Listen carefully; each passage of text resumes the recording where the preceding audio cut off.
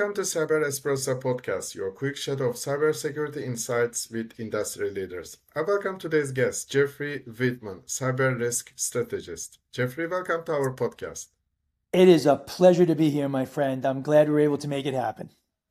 Thank you.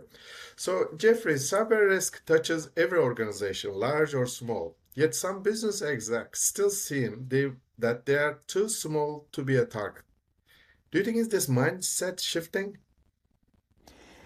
So that's a great question. And I think that it is shifting, but I don't think it's shifting quickly enough. I think that there are a ton of smaller companies out there that are absolutely being targeted. We see it in our data at Black Kite. We see it in our research. Um, I think that the move is happening, but it's not moving fast enough. And I think part of that comes back to us on the vendor side, which is we don't have smaller versions of what we do in a lot of cases. So I think it's very, very difficult for smaller companies to fix this. I always sort of talk about Joe's Bar Grill and IT shop, right? Where they're just small. Maybe they have 4 or 5 people. Maybe they have somebody whose IT is 20% of their job. So it's shifting, but it's definitely going slow. And it's leading to these cascading failures because we have a lot of large customers who may be dependent on these smaller vendors who are not getting it done. And we see these kind of cascading failures and cascading risk, which is problematic. So short answer, getting better, very, very slowly though. I think not only the small companies, like even the non-profits are challenged. I want to talk about AI governance and securing AI systems. From your perspective, Jeffrey, do organizations actually have governance framework in place, or are we still in the early stages? Um, that's a great question. I've been sharing about 18 months ago. I did a panel on AI and security at MIT Business School in Boston, and I asked the audience, 100 CIOs, how many of you have AI governance in place? And only about 10 hands went up. And I was speaking with one of my former colleagues about that, and I said it's probably 50% now, and he said no, it's 90% now. The problem is having the governance and implementing the governance are not the same thing. Right. So what we're seeing is a lot of people are talking about it. They're building these AI governance structures, but in fact, they don't have either they don't understand what it means to govern AI or the tools are not there. I think we're also struggling with the fact that AI is running so much faster than anything that we're able to do. And I'll give you an example. We had to fire a customer because the customer had an AI policy that said anytime the AI changes, they have to run it through their approval again. Well, these LLMs are changing thousands of times a day, and they classified that. And we just said, you can't use our platform if that's what you need to do.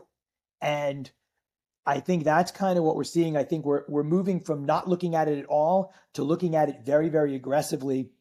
I was just at an event in Denver, the Cloud Security Alliance, and it was an AI themed event.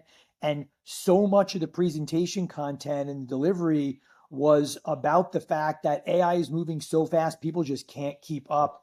And I think a lot of organizations are sort of putting their hands up because they can't catch up.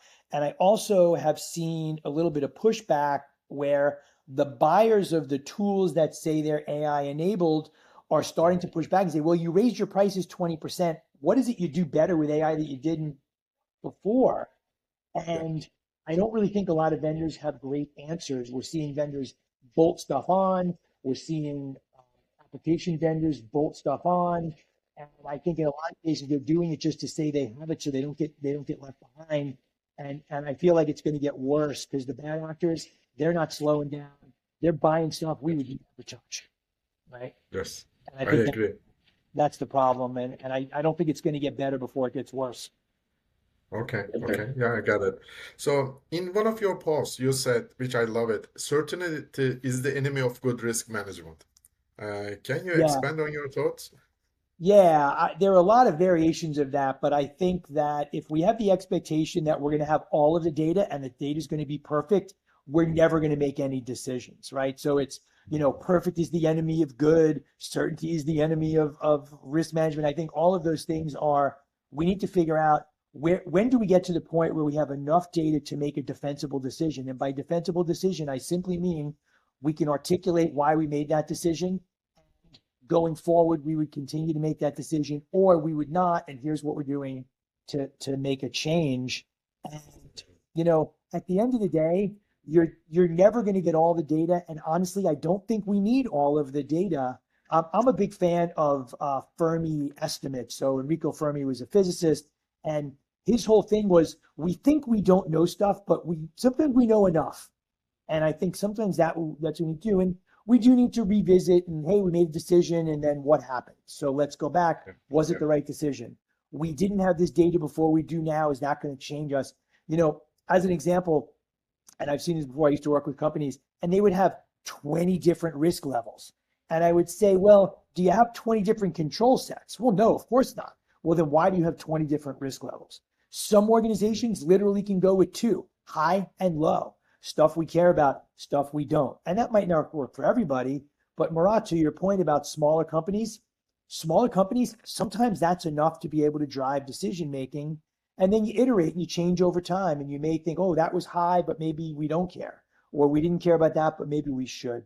And I think that's really where we need to get to. We're never going to get perfect. And I'll tell you a secret. The CFO doesn't operate on perfect information, nor does the COO, nor does the CEO. They gather what they have, they parse it using their knowledge and their expertise, and they go with their gut. And sometimes they're running it through ChatGPT or Gemini or Anthropic and Claude, and they're making decisions. And then they have to go back and say, was that the right decision? You can't analysis paralysis is a huge problem. And we need to not sort of let that guide us. Perfect, perfect. Well, Jeffrey, thanks for the live conversation. Thanks for sharing your insights, your valuable time. I look forward to maybe talking with you on other occasions. It is my pleasure, Murat. And if anyone out there wants to connect to me on LinkedIn. I post stuff, sometimes good, sometimes not so good. I do post pictures of my daughter's cat on occasion. So if you like cat pictures, you can follow me for that too. So thank you very much. Have a great day, great Perfect. weekend. And as I always say, stay safe, stay healthy, stay secure. Thank you. Likewise. Take care. Cheers. Ciao. Thank you.